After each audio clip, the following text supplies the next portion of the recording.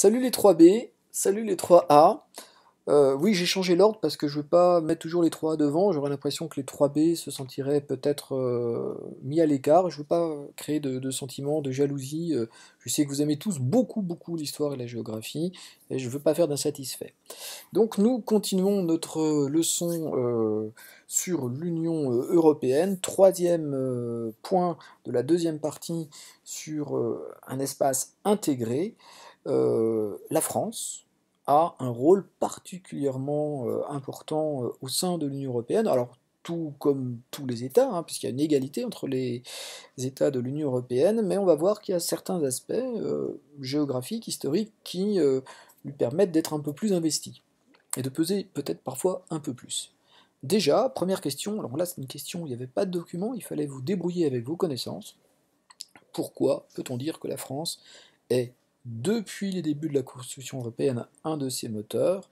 Et là, eh bien, il fallait évidemment penser que c'était le membre fondateur, l'initiateur. Il y a un deuxième pays à citer, hein, il y a vraiment deux gros moteurs, c'est la RFA, République fédérale allemande. On parle du couple franco-allemand. Je rappelle une date historique, le 9 mai 1950, la déclaration Schuman. Ça devrait commencer à rentrer, hein, cette déclaration d'un homme politique français qui a lancé en partie la construction européenne. Alors, autre particularité, eh bien, la France dispose sur son sol d'une institution européenne importante qui était illustrée par cette photographie. Il y a quelques années de cela, on avait emmené des élèves de Brassac visiter ce lieu. Donc, où se trouve-t-il et quelle institution est située ici? Donc, c'est le Parlement européen. Il se trouve à Strasbourg et il représente les citoyens de l'Union européenne. Alors, dans votre livre, vous avez une belle image que je trouve pas très lisible, hein, une jolie affiche sur les institutions européennes. Je voulais juste quand même revenir un tout petit peu dessus. Donc c'est quelque chose que nous avons aussi déjà vu, mais vous rappelez un petit peu comment fonctionne l'Union européenne. Donc on a 27 États maintenant qui travaillent ensemble, ils se réunissent, les chefs d'État, les chefs de gouvernement, en Conseil européen. Là, ils vont dire, bah voilà, quelles sont nos envies, sur quoi on veut travailler, les projets qu'on veut lancer. Et là, ils vont nommer des commissaires qui vont former la Commission européenne, le gouvernement, pour 6 ans.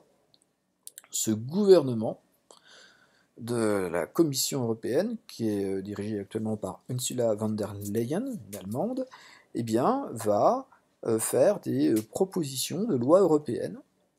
Et pour que ces lois soient adoptées, il va les proposer au Conseil de l'Union européenne, donc là ce sont les ministres des États hein, qui vont les voter, et au Parlement européen, qui lui représente directement les citoyens, 751 députés qui représentent les citoyens européens.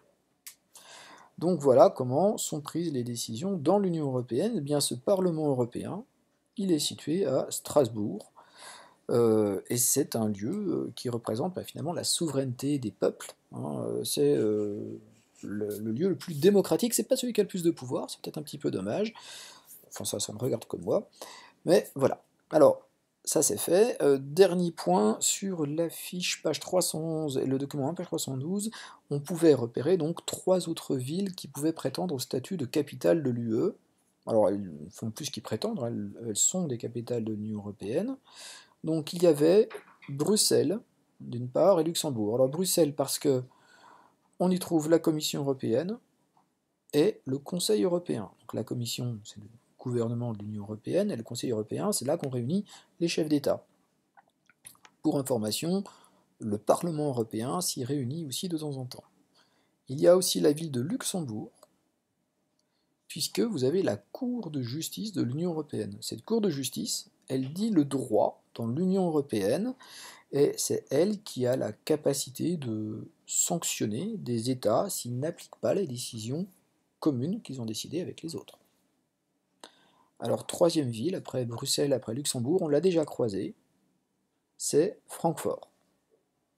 À Francfort, nous avons, donc c'est une ville avec un immense quartier d'affaires financier, c'est une des capitales financières de l'Europe, vous avez la Banque centrale européenne, et comme vous pouvez le lire sur cette photographie de ce gratte-ciel, c'est là qu'est gérée la monnaie unique européenne.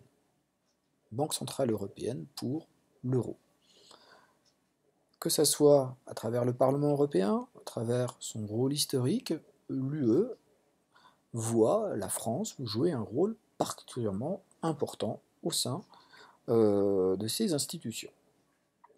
À retenir quand même les autres villes qui jouent un rôle de capitale.